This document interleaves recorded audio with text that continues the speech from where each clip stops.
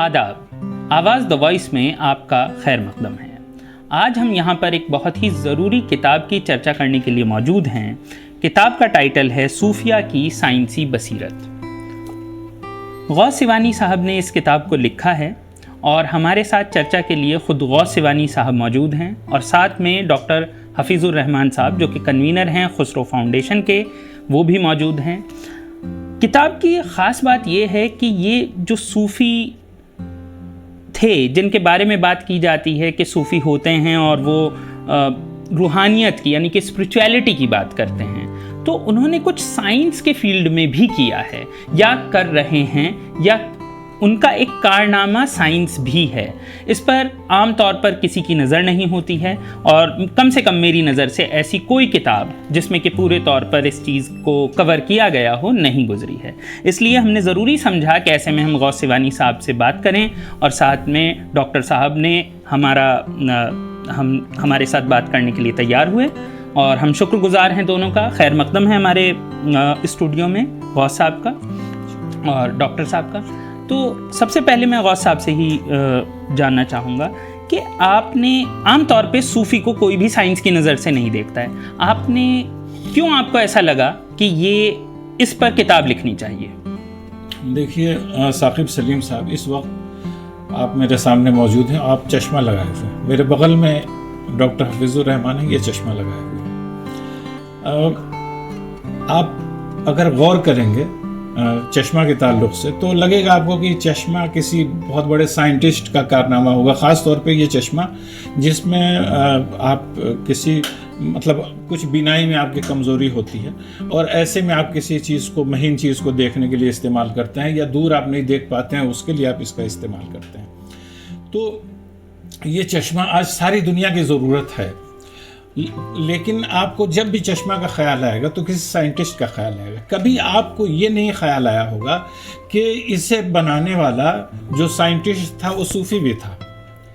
आपको हैरत होगी या बहुत से लोगों को ये जान करके हैरत होगी कि इब्नुल हैशम एक बहुत ही मशहूर साइंटिस्ट गुजरे हैं और उन्होंने उनका इलाका जो था वो मिस्र था। मिस्र में उन्होंने बहुत से अहम कारनामे अंजाम दिए, साइंसी कारनामे उन्होंने अंजाम दिए। उन्होंने सबसे पहले इस चश्मे के शीशे को ईजाद किया जिससे आप बारीक से बारीक चीज़ को देख लेते हैं, अगर आपकी बीनाई कमज़ोर हो तो, और दूर से दूर की चीज़ को देख सकते हैं। तो ये इब्नुल हैशम ने ये कारनामा अंजाम दिया। तो इब्नुल हैशम को उलमा ने जाहिद लिखा है, यानी जाहिद पहले सूफ़ी के मानों में इस्तेमाल हुआ करता था, तो उनके लिए जाहिद का लफ्ज़ इस्तेमाल किया गया किताबों में।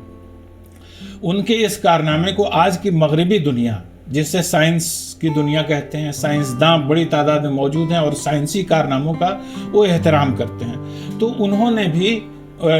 इनके इस कारनामे को कबूल किया है और मानते हैं इस बात को कि इसकी ईजाद, इस अदसे की ईजाद उन्होंने की थी। तो इस तरह से बहुत सी चीज़ें, अभी आजकल जैसे बहुत चर्चा है चंद्रमा की कि चाँद पे इससे पहले इंसान पहुंचा, लेकिन उसके बाद से अब कुछ मशीनों को भेजा जा रहा है, रोबोट को भेजा जा रहा है और उसके ज़रिए वहाँ की मिट्टी लाई जा रही है या उसके पे रिसर्च किया जा रहा है। सूफिया ने इस फील्ड में चाँद, सितारे और सैयारों के मैदान में बहुत बड़े पैमाने पे काम किया था। बहुत से सूफिया ऐसे गुजरे हैं जो इल्म नजूम और फलकियात यानी पामिस्ट्री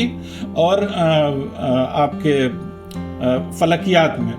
पहले ये दोनों एक ही, नजूम और फलकियात पहले एस्ट्रोलॉजी और एस्ट्रोनॉमी, ये दोनों पहले एक ही इल्म का हिस्सा हुआ करते थे, अभी इसे बांट दिया गया है। तो इस फील्ड में सूफिया ने बड़े बड़े कारनामे अंजाम दिए, जैसे मोहम्मद बिन उमैर अल मुराकशी, ये एक सूफी थे और इन्होंने बड़ी तादाद में इनके मुरीद थे। रूहानियत के मैदान में इन्होंने बड़ा कारनामा अंजाम दिया था। मुराकश के रहने वाले थे, मोहम्मद बिन उमैर अल मुराकशी। इन्होंने चाँद सितारों के ताल्लुक़ से बहुत सी बातों का इंकशाफ किया था, बहुत बड़ा रिसर्च किया था और इन्होंने इनके इस कारनामे को आज की मगरिबी दुनिया एक्सेप्ट करती है। चाँद के ऊपर एक बड़े गड्ढे का नाम इनके नाम पे रखा गया है, अल मुराकशी। तो इस तरह से बहुत से लोग हैं جنہوں نے بڑا کارنامہ انجام دیا اس فیلڈ میں، اور وہ صوفی بھی تھے تو عموماً لوگوں کا دھیان جاتا ہے کہ بھائی روحانیت کے جو لوگ ہیں انہوں نے صرف روحانی کام کیا ہوگا. تو مجھے لگا کہ ایک دوسرا سکے کا دوسرا پہلو ہے جو لوگوں کو دکھانا چاہیے، اور اس کے لیے میں نے یہ کتاب لکھنی شروع کی اور اس پہ ریسرچ کیا ہم نے. 416 پیج کی یہ کتاب ہے، اور اس میں ہندوستان اور بیرون ہند کے بہت سے صوفیہ کا ذکر ہے. ہندوستان میں بہت سے ایسے صوفیہ تھے جنہوں نے میڈیکل کے فیلڈ میں بہت اچھا کارنامہ انجام دیا تھا، ریسرچ کیا تھا، اس کا علم رکھتے تھے، اس کی سمجھ رکھتے تھے. شاہ ولی اللہ محدث دہلوی انہی میں سے، شاہ عبدالعزیز محدث دہلوی انہی میں سے تھے. آج یہ سمجھا جاتا ہے کہ جو علماء ہیں، صوفیہ ہیں، ان کا الگ فیلڈ ہے، لیکن یہ میڈیکل کے فیلڈ کے لوگ تھے، اور انہوں نے روحانیت میں بھی کارنامہ انجام دیا تھا اور علم شریعت میں بھی کارنامہ انجام دیا. جی شکریہ بہت بہت آپ کا اس پر روشنی ڈالنے کے لیے. ڈاکٹر صاحب، آپ سے بھی میرا یہ سوال ہے، اس طریقے کی کتاب کیا آپ کی نظر سے اس سے پہلے گزری ہے، اور آپ کیا اس بات سے جو ایک عام سمجھ ہے آپ اسے کیسے دیکھتے ہیں؟ عام سمجھ جیسا کہ ابھی غوث صاحب نے بھی کہا کہ عام سمجھ ہے کہ روحانیت کا فیلڈ اور شریعت کا فیلڈ اور سائنس کا فیلڈ آپس میں اپوزیشن میں دیکھے جاتے ہیں، عام طور پہ ڈائیمیٹرکلی اپوزٹ جسے ہم بولیں گے ایسے مانے جاتے ہیں. آپ کا کیا ماننا ہے کہ یہ کتاب کتنی ضروری تھی، اور اس نظریے کے بارے میں آپ کا کیا کہنا ہے جو عام طور پر سوسائٹی میں رکھا جاتا ہے؟ دیکھیے، سب سے پہلے تو میں سلیم صاحب اس کتاب کے لیے غوث سیوانی صاحب کو مبارکباد پیش کرتا ہوں بہت. اور جیسے ہی اس کتاب کا نام سامنے آیا تھا تو میں نے کہا کہ یقیناً میری نظر کے مطابق بھی اور معلومات کے اس موضوع پر یا اس ٹائٹل کی کوئی پہلی کتاب منظر عام پر آئی ہے، اور اس کتاب سے کئی کتابیں بنائی جا سکتی ہیں. ساتھ میں یہ ریکویسٹ بھی ہے کہ اب لوگ موٹی اور ضخیم کتابوں کو تو صرف ریسرچرز پڑھتے ہیں، لیکن انفارمیشن کے لیے لوگ چھوٹی چھوٹی کتابیں پڑھتے ہیں، اور اس کو ہندی یا انگریزی یا ادر زبانوں میں بھی آنا چاہیے. یہ وقت کی بہت بڑی ضرورت ہے. اب میں سائنسی بصیرت کے حوالے سے آتا ہوں تو اپنی بات کے لیے جو دلیل ہے وہ کسی صوفی یا کسی بزرگ کے قول کے بجائے سیدھی اللہ کے قول سے دوں گا. قرآن میں اللہ رب العزت کا ارشاد گرامی ہے، لقد من اللہ علی المؤمنین اذ بعث فیہم رسولا من انفسہم بآیاتہ ویزکیہم ویعلمہم الکتاب والحکمہ، کہ ہم نے آپ کے بیچ، آپ ہی کے اندر سے، یعنی انسانوں کی ہی سماج سے ایک رسول بھیجا. پیغمبر کے بھیجنے کا اللہ ذکر کر رہا ہے، اور اس غرض سے بھیجا تاکہ وہ آپ کے سامنے ہماری آیات تلاوت کرے، آپ کو تعلیم دے اور آپ کو حکمت سکھائے.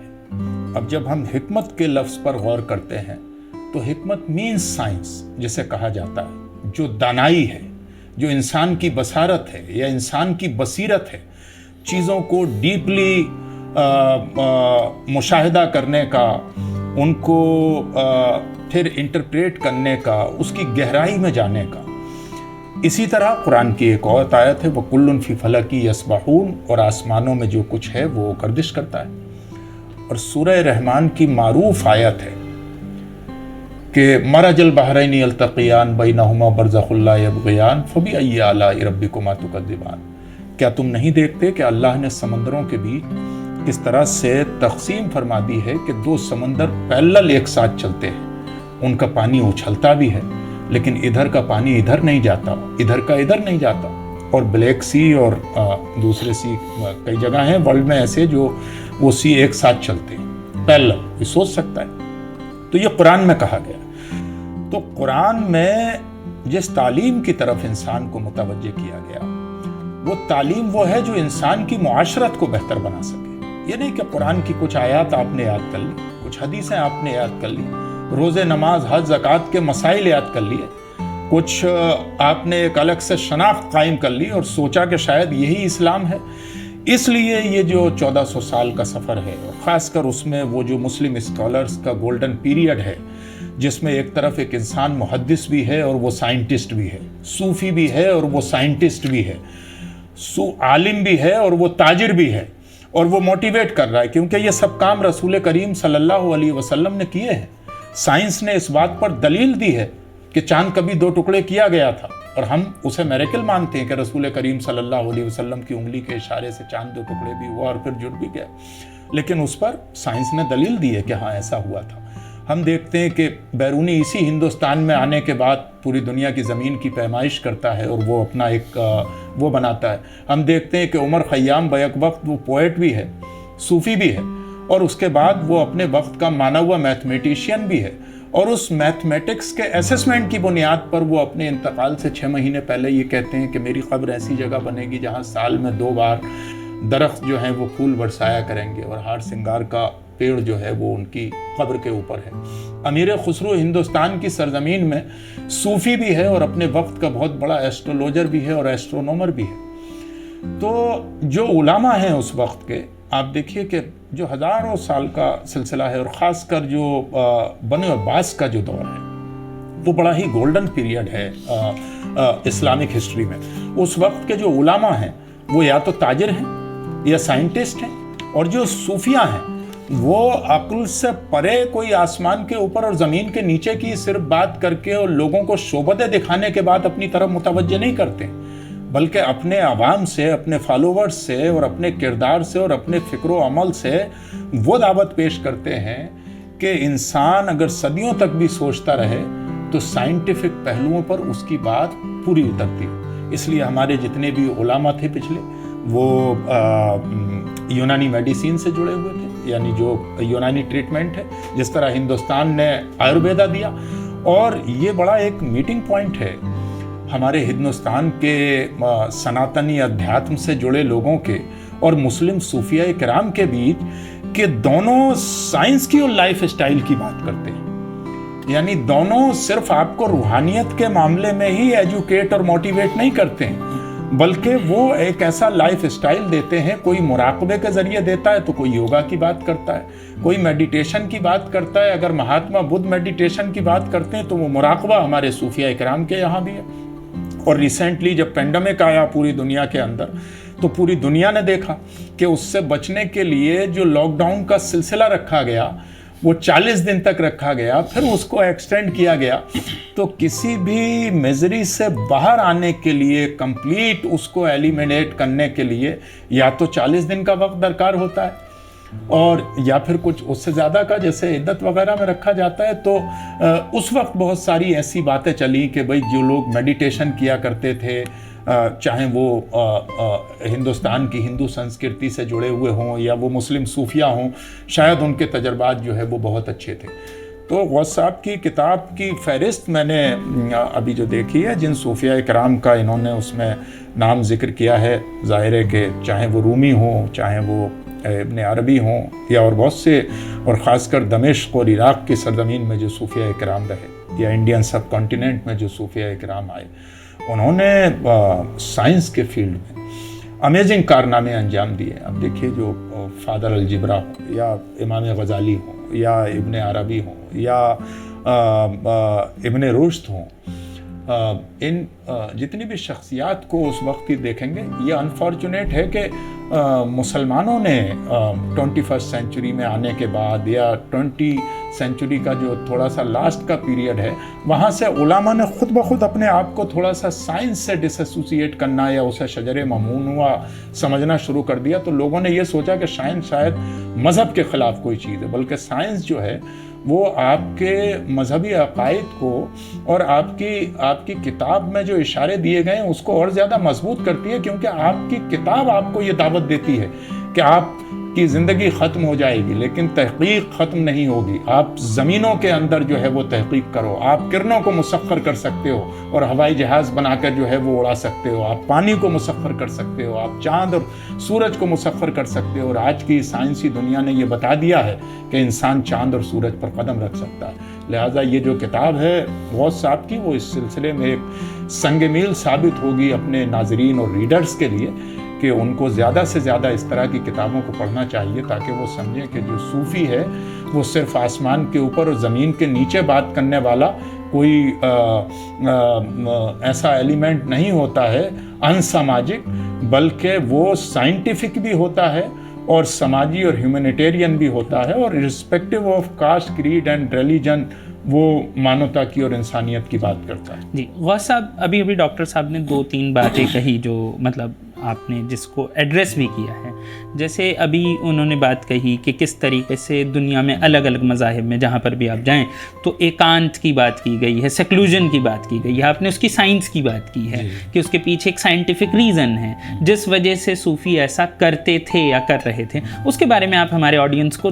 ذرا شارٹ میں اگر سمجھا پائیں۔ کتاب میں 2 حصے میں ہیں، ایک تو یہ کہ صوفیہ نے سائنس کے فیلڈ میں کیا کام کیا، دوسرا اس سے پہلے جو حصہ ہے اس میں یہ بتانے کی کوشش کی گئی ہے کہ صوفیہ کے جو معمولات ہیں وہ کتنے سائنٹیفک ہیں۔ تو اس میں ایک تو یہ ہے کہ صوفیہ مراقبہ کرتے تھے، میڈیٹیشن کرتے تھے۔ اسی میں سے یہ ہے کہ صوفیہ کے یہاں موسیقی کا بھی رواج ہوتا تھا، حالانکہ سبھی صوفیہ اس بات کے سما کے قائل نہیں تھے، قوالی وغیرہ کے، لیکن بڑی تعداد میں تھے جو قائل تھے اس کے۔ اسی طرح گوشہ نشینی کہ وہ شہر سے باہر جا کر کے کسی ایکانت جگہ پہ، پرسکون جگہ پہ کچھ دنوں کے لیے بیٹھ جایا کرتے تھے۔ تو اس طرح کے معاملات صوفیہ کے تھے، اور اس کے پیچھے بھی سائنس ہے۔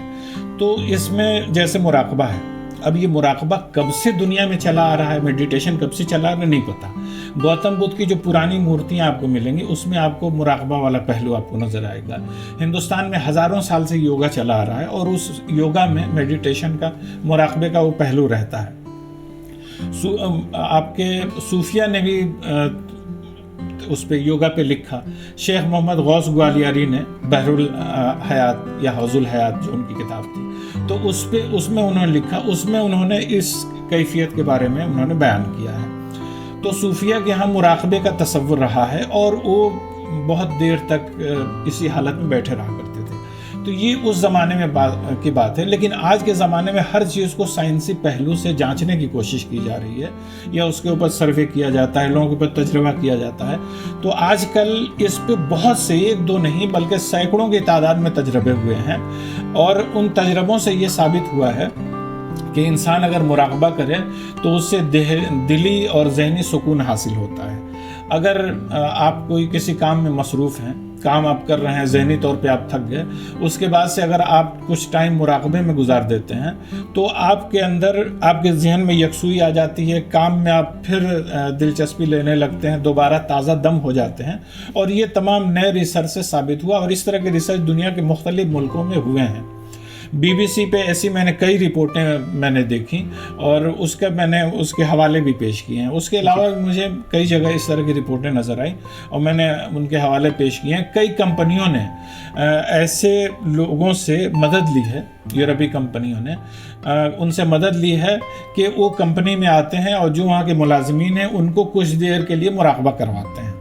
میڈیٹیشن کرواتے ہیں، اور ظاہر ہے اس سے ان کے کام میں امپرومنٹ ہوتا ہے، ان کے اندر نئی تازگی آ جاتی ہے، نئے سرے سے وہ کام کرنے لگتے ہیں۔ تو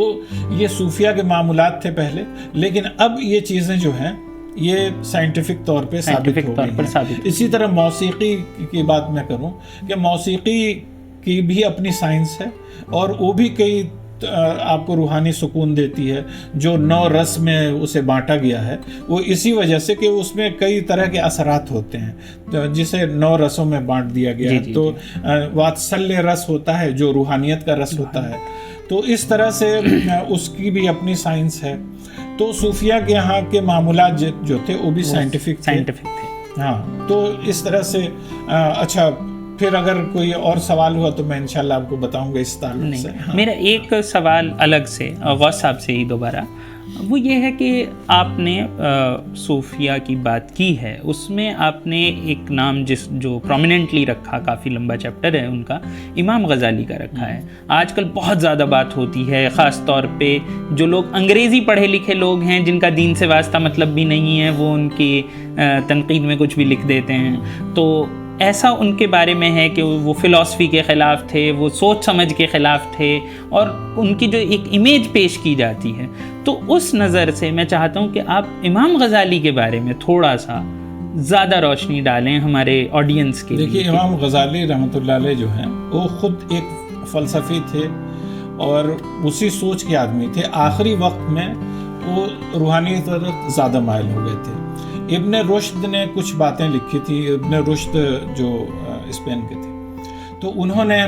کچھ باتیں لکھی تھیں، اور ان باتوں کی مطلب انہیں لگا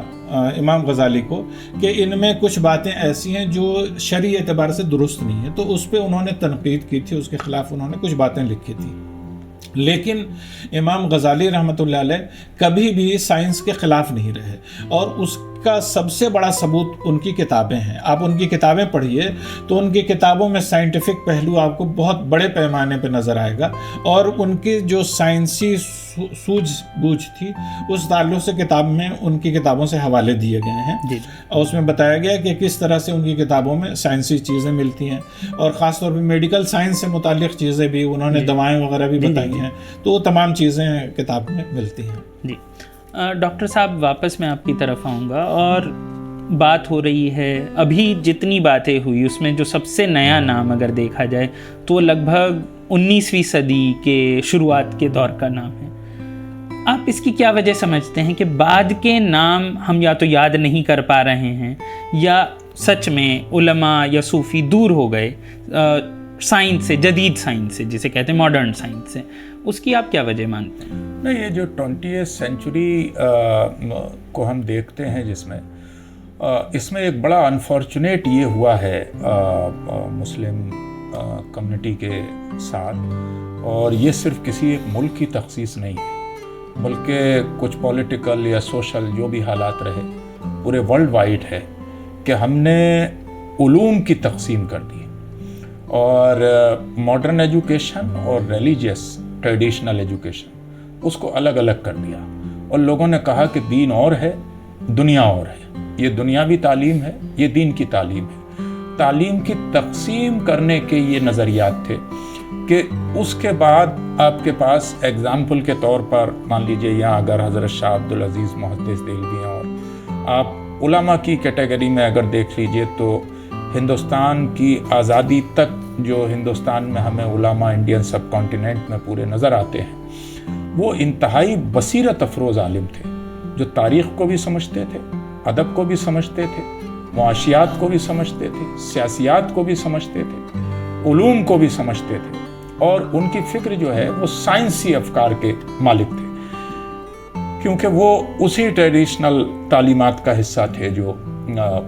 بنو عباس کے زمانے میں، اور جن کی مثالیں ہم ماضی سے لیتے ہیں، وہ ماضی سے کٹے ہوئے نہیں تھے، ماضی سے جڑے ہوئے تھے. لیکن چاہے وہ یہاں پر آزادی اور یہ ساری چیزیں، یہاں انگریزوں کی آمد ہو، ہندوستان میں انگریزوں کے اثرات ہوں، یا جو کالونیل سسٹم جو انگریزوں نے ڈیولپ کیا، اور جیسے ہی انہوں نے لارڈ میکالے کے نظریات جو ہے وہ جگہ جگہ متعارف کیے، تو کچھ جگہ تو مسلمانوں نے، اور کہیں کہیں ایسے لوگ تھے صاحب بصیرت کے سر سید احمد خان کی طرح، اس کو ویلکم کہہ دیا اور حالات کے ساتھ چلے، آگے دیکھا، مستقبل کی طرف دیکھا. لیکن بہت ساری جگہ لوگوں نے اس کا وروਧ کیا. انہوں نے یہ سوچا کہ شاید یہ ہمارے مذہب سے ٹکرانے والی بات ہے. ان علوم کو یکسر انہوں نے وروਧ کیا. جبکہ آپ اگر اس ماڈرن ریسرچ کو یا جو ویسٹرن علوم ہیں ان کو آپ دیکھیں تو وہ علوم اسی کا چربہ ہیں جو انہوں نے یا تو جامعہ قرطبہ کی لائبریریوں پر قبضہ کر کے حاصل کیے تھے، یا بغداد کو لوٹ کر حاصل کیے تھے، یا دمشق کو تباہ کر کے انہوں نے حاصل کیے تھے، یا جو ہمارا عربک اور پرشین لٹریچر تھا اس کے ٹرانسلیشن اور انٹرپریٹیشن سے کیے تھے. آپ دیکھیے کہ سماجیات اور کہانیوں کے بارے میں پوری دنیا کے لٹریچر میں آخر پنچ تنترا کیوں اتنا اعلیٰ ترین مقام رکھتی ہے، خاص کر عربک اور پرشین لٹریچر میں؟ وہ کیوں ان کی اپنی لٹریچر کی کتابوں سے آگے مانی جاتی ہے؟ کیونکہ اس کے کنٹینٹ اس کے اندر اتنا دمدار ہے. اب ظاہر ہے کہ وہ فرینچ میں بھی ہے، تو اب ظاہر ہے کہ بہت سارے لوگوں کو اس کا بیک گراؤنڈ ہو سکتا ہے پتہ نہ ہو. تو بہت سارے جو علوم ایک نئی ریسرچ کے طور پہ سائنس کے نام سے ہمارے سامنے آئے. آپ دیکھیے کہ سائنس 1400 برس سے پہلے کیوں نہیں تھا، کہاں سو رہا تھا؟ آپ ہسٹری کی اگر بات کرتے ہیں تو ہیروڈوٹس بھلے اس کا فاؤنڈر، لیکن لارڈ ٹوائنبے نے لکھا ہے کہ ہسٹری کو صحیح شعور جو ہے وہ اسماء الرجال کی بحث سے اس کے وہ پریفیس میں لکھتا ہے دا ہسٹری آف ہسٹوریوگرافی میں، کہ بھائی وہ اس کی بنیاد پر حاصل ہوا تھا کہ اس کا کردار بھی جانچا جاتا ہے جو نریٹ کرنے والا انسان ہے، جس طرح اسماء الرجال میں حدیث میں جانا جاتا ہے. تو ہم کہیں نہ کہیں الگ کٹ گئے، جس کو غالباً علامہ اقبال کے شعر ہیں کہ ناپنے والا ستاروں کی گزرگاہوں کا اپنے افکار کی دنیا کو سحر کر نہ سکا، اپنی حکمت کو خم و پیچ میں ایسا الجھا آج تک فیصلہ نفع و ضرر کر نہ سکا، جس نے سورج کی شعاؤں کو گرفتار کیا اپنے افکار کی دنیا کو سحر کر نہ سکا۔ تو بیسیکلی کیا ہے کہ وہ پھر جو ٹریڈیشنل علوم ہیں ان سے کٹے ایک ریوولٹ میں، اور پھر نتیجہ یہ ہوا کہ ہم نے تقسیم کر دی اس کی۔ تو جو مذہبی تعلیم کی طرف گئے انہوں نے سائنس کو شجر ممنوعہ سمجھا، اور جو سائنس کی تعلیم کی طرف گئے انہوں نے مذہبی طبقے کو یا تو حقیر یا کم پڑھا لکھا یا یہ سوچا کہ شاید بلکہ جو انسان بھی قرآن کی فہم حاصل کر لے گا وہ سائنس کے خلاف نہیں ہو سکتا، جو انسان حدیث کی فہم حاصل کر لے گا، اور جو انسان تقریباً 1200 سال کی جو تاریخ ہے نبی کریم صلی اللہ علیہ وسلم کے عہد سے لے کے اور 19ویں شتابدی تک کا جو ایک کنٹینیو پروسیس ہے ریفارم کا، اور اس ریفارم میں میں امام غزالی کو بہت اعلیٰ مقام پہ رکھتا ہوں کہ ائمہ کرام کے بعد اگر کوئی انڈیپینڈنٹ اسکالر ہے جو ریفارم کرتا ہے، جو ایک ویژن دیتا ہے اپنے آنے والی نسلوں کو، اور ڈیپتھ میں جانے کے بعد وہ ایک سائنٹیفک اسیسمنٹ کرتے ہیں قرآن کی آیات کا بھی اور احادیث کا بھی، تو اس میں امام غزالی کے رول کو فراموش نہیں کیا جا سکتا، اور وہ بہت سارے پڑھے لکھے لوگوں کے لیے اور ریسرچر کے لیے رول ماڈل ہونے چاہیے۔ اور مجھے لگتا ہے کہ یہ جو کتاب غوث صاحب نے لکھی ہے یہ اس اینگل سے ہمارے علماء کے لیے بھی اور طلباء اور ریسرچ اسکالرز کے لیے بھی نئی معلومات کے دروازے کھولے گی کہ وہ تصوف کو یہ سمجھتے تھے کہ شاید یہ مراقبہ، اور آپ دیکھیے کہ وہاں فزیکل ایکسرسائز کے لیے حلقہ ذکر بھی ہے، اور مینٹل پیس کے لیے اور روحانیت کے لیے جو ہے وہ مراقبہ بھی ہے عبادت میں، اور وہیں آپ کے ذہن و مزاج کو فرحت بخش بنانے کے لیے اور سوشل انٹریکشن کو بڑھانے کے لیے لنگر بھی ہے اور موسیقی بھی ہے، یعنی سما ہے۔ تو ان کو کیٹیگری میں اگر الگ الگ صوفیہ کرام کی پریکٹس کو دیکھیں تو جو حلقہ ذکر میں نے رامپور وغیرہ کی ٹریڈیشنل خانقاہوں میں آج بھی دیکھا ہے، جب میں اسٹوڈنٹ تھا تو اس میں جاتا بھی تھا، ٹرکی میں خاص کر نقشبندی بزرگوں میں یہ، اور رشیا سے لبریٹڈ جو کچھ مسلم کنٹریز ہیں ان میں بھی یہ پریکٹس جاری ہے، سیریا وغیرہ میں بھی یہ پریکٹس رہی ہے یمن میں کہ وہ حلقہ ذکر کرتے ہیں، تو وہ ایک بڑی اچھی جو ہے وہ ایکسرسائز ہوتی ہے جس میں وہ ضرب لگاتے ہیں۔ آج اس کا ماڈرن ورژن کریا یوگا کے نام سے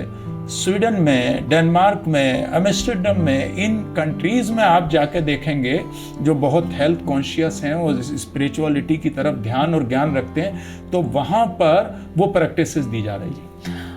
بہت ہی اچھی باتیں آپ نے بتائی، لیکن وقت شاید ہمارا کافی زیادہ ہو رہا ہے، تو شاید ہمیں ابھی جلدی ختم کرنا ہوگا، لیکن اس سے پہلے میں غوث صاحب کے پاس واپس جا کر یہ سوال کرنا چاہوں گا کہ جو ابھی ہم نے سوال کیا کہ ایسا کیا ہوا کہ صوفی اور سائنس اور علم، شریعت اور سائنس آپس میں بٹ گئے، اور کیا حل ہو سکتے ہیں واپس انہیں لانے کے؟ آپ کے حساب سے کیا ہے؟ دیکھیے، جب برا وقت آتا ہے تو انسان کسی قوم کے اوپر جب برا وقت آتا ہے تو سب سے پہلے وہ علم سے دور ہو جاتی ہے۔ مسلمانوں کے ساتھ بھی ایسا ہی ہوا کہ جب برا وقت، اچھے وقت میں اچھا وقت آیا بھی اس لیے تھا کہ علم والے تھے۔ جب رسول پاک صلی اللہ علیہ وسلم، مطلب قرآن پاک تو سائنس اور تصوف دونوں کا سر چشمہ ہے۔ اس کے بعد جو مدینہ منورہ میں حضرت امام جعفر صادق کی درسگاہ تھی، اس میں سائنس اور روحانیت اور دین سب کی تعلیم دی جاتی تھی، اور امام جعفر صادق کے شاگرد تھے جابر بن حیان۔ یہ پہلے شخص تھے جنہیں صوفی کہا گیا تھا۔ ایک ہاشم کوفی تھے، انہیں سب سے پہلے صوفی کہا گیا، اور دوسرے جابر بن حیان تھے، انہیں سب سے پہلے صوفی کہا گیا۔ اور جابر بن حیان اپنے دور کے بہت بڑے سائنٹسٹ تھے، جو آج کل سائنسی آلات ہیں جس میں ریسرچ کیا جاتا ہے، جی، ان چیزوں کی بھی انہوں نے ایجاد کی تھی۔ اس کے علاوہ مختلف فیلڈ میں انہوں نے کام کیا تھا سائنس کے۔ تو یہ ہمارا اچھا دن تھا، ان کے تعلق سے بھی اس کتاب میں ذکر ہے۔ جی۔ تو یہ ہمارا اچھا دن تھا کہ ہم پڑھ رہے تھے، لکھ رہے تھے، اچھا کر رہے تھے. اس کے بعد سے جب برا ٹائم آیا تو بکھرے، تو سب علوم کو بھی ہم نے بانٹ دیا الگ الگ جگہوں پہ، ہم خود بھی فرقوں میں بڑھ گئے. اس کی وجہ سے کئی ہمیں نقصان جھیلنا پڑا. لیکن اب یہ چاہیے کہ ہمیں دین، روحانیت اور سائنس کو الگ الگ طریقے سے نہیں دیکھنا چاہیے، ایک چھت کے نیچے ایک ساتھ ان کو لانا چاہیے اور ان کی تعلیم ہونی چاہیے. جی شکریہ بہت بہت. زمانہ بڑے غور سے سن رہا تھا. یہ آخری 2 مصرے مجھے یاد آ گئے کہ زمانہ بڑے غور سے سن رہا تھا، ہم ہی سو گئے داستاں کہتے کہتے. جی بالکل، بے شک. یہاں پر یہ کتاب ہے اور غوث صاحب بتا سکتے ہیں شاید کہ یہ کہاں پر اویلیبل ہوگی اگر کوئی خریدنا چاہے؟ آپ کو پتہ چل جائے گا اس ویڈیو، اس کے بیک میں بھی ہے. اس ویڈیو سے پتہ چل جائے گا. جی اس ویڈیو کے بعد میں آپ کو پتہ چل جائے گا. ویسے یہ بات صحیح ہے کہ کہیں نہ کہیں خدا کو جاننے کے لیے شاید سائنس کی سمجھ ہونا ضروری ہے، تبھی انسان کو یہ سمجھ میں آتا ہے کہ یہ کائنات بننا، خود انسان کا بننا کتنا مشکل ہو سکتا تھا. خیر، بہت ہی اچھی گفتگو رہی اور وقت کافی لیا ہم نے. ڈاکٹر صاحب کا بھی اور غوث صاحب کا بھی بہت بہت شکریہ آپ کا، اور غوث صاحب کا بہت بہت شکریہ یہ کتاب لکھنے کے لیے. شکریہ.